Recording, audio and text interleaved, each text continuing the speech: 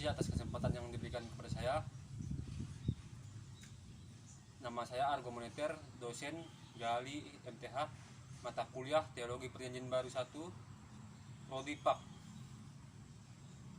Saya akan mempresentasikan 7 kata salib Yesus di atas kayu salib. Yang pertama, Lukas pasal 23 ayat 34. Ya Bapa, ampunilah mereka karena mereka tidak tahu apa yang mereka lakukan.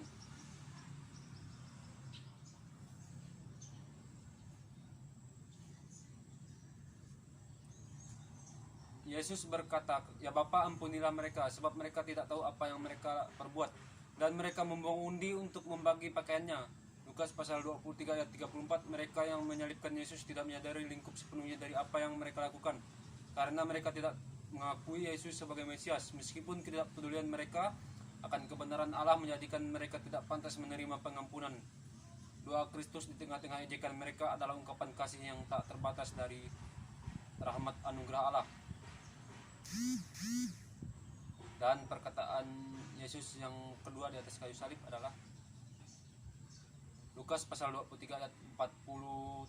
Sesungguhnya hari ini juga kamu akan bersama aku di dalam Firdaus.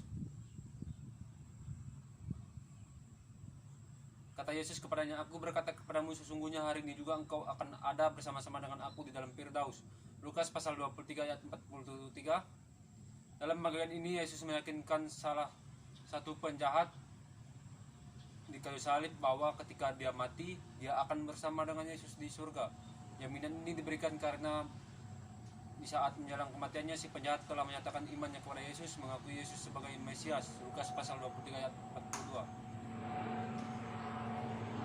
Dan perkataan Yesus yang ketiga di atas kayu salib adalah, ibu, inilah anakmu, inilah ibumu. Ketika Yesus melihat ibunya dan murid yang dikasihinya, di sampingnya berkatalah ia kepada ibunya, ibu, inilah anakmu. Kemudian katanya kepada muridnya, inilah ibumu. Dan sejak saat itu murid itu menerima Yesus, menerima dia di dalam rumahnya. Yohanes pasal 19 ayat 26 sampai 27. Dalam ayat ini, sebelum kematiannya, Yesus sebagai anak yang mengasihi ibu manusiawinya memastikan agar ibunya itu ada yang mengurus. Dan kita masuk ke perkataan Yesus di atas kayu salib yang keempat, yaitu Matius pasal 27 ayat 46 dan Markus pasal 15 ayat 30. Allahku, Allahku, mengapa engkau meninggalkan aku? Matius pasal 27 ayat 46 mengatakan, kira-kira jam 3 berserulah Yesus dengan suara nyaring, Eli, Eli, lama sabachthani, artinya, Allahku, Allahku, mengapa engkau meninggalkan aku? Di sini Yesus mengungkapkan perasaannya ditinggalkan Allah Bapa ketika dosa dunia ditimpakan kepadanya, dan karena dosa begitu najis dan menjijikan, Allah harus berpaling dari Yesus. Ketika Yesus dibuat berdosa karena kita, dia mengalami keterpisahan dari Allah Bapa untuk hanya satu kali itu saja dalam seluruh waktu keabadian. Kekekalan ini juga merupakan pemenuhan dari pernyataan nubuat dalam kitab Mazmur pasal 20 ayat 2. Dan perkataan Yesus yang kelima adalah Yohanes pasal 19 ayat 28, aku haus. Sudah itu karena Yesus tahu bahwa segala sesuatu telah selesai, berkatalah ia supaya genaplah yang ada tertulis dalam kitab suci, aku haus. Yohanes pasal 19 ayat 28. Sini Yesus memenuhi penubuatan mesianik dari Mazmur pasal 69 ayat 21. Bahkan mereka memberi aku makan racun, dan pada waktu aku haus mereka memberi aku minum anggur asam.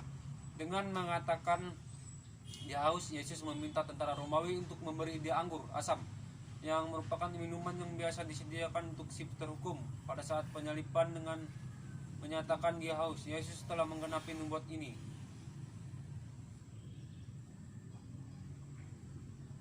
Dan perkataan Yesus yang keenam, yaitu Yohanes pasal 19 ayat 30, sudah selesai.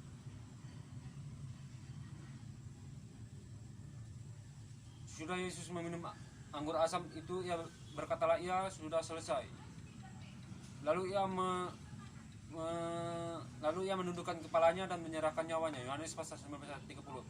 kata-kata terakhir Yesus yang berarti bahwa penderitaannya telah selesai dan seluruh pekerjaan yang Bapaknya telah berikan kepadanya, yaitu memberitakan Injil, melakukan berbagai mukjizat dan mengerjakan keselamatan kekal bagi umatnya, dan telah dilakukannya, telah dicapai, telah dipenuhi, hutang dosa telah lunas dibayar. Dan perkataan Yesus yang ketujuh, Lukas pasal 23 ayat 46. Ya Bapa, ke dalam tanganmu kuserahkan nyawaku, biasanya, yaitu lalu Yesus berseru dengan suara nyaring, ya Bapa, ke dalam tanganmu kuserahkan nyawaku. Dan sudah berkata demikian ia menyerahkan nyawanya. Lukas pasal 23 ayat 46. Di sini Yesus rela menyerahkan nyawanya ke dalam tangan Bapa. Hal ini menunjukkan bahwa dia akan mati dan bahwa Allah telah menerima pengorbanannya. Yesus mempersembahkan dirinya sebagai korban tebusan yang tak bercacat kepada Allah. Ibrani pasal 9 ayat 14.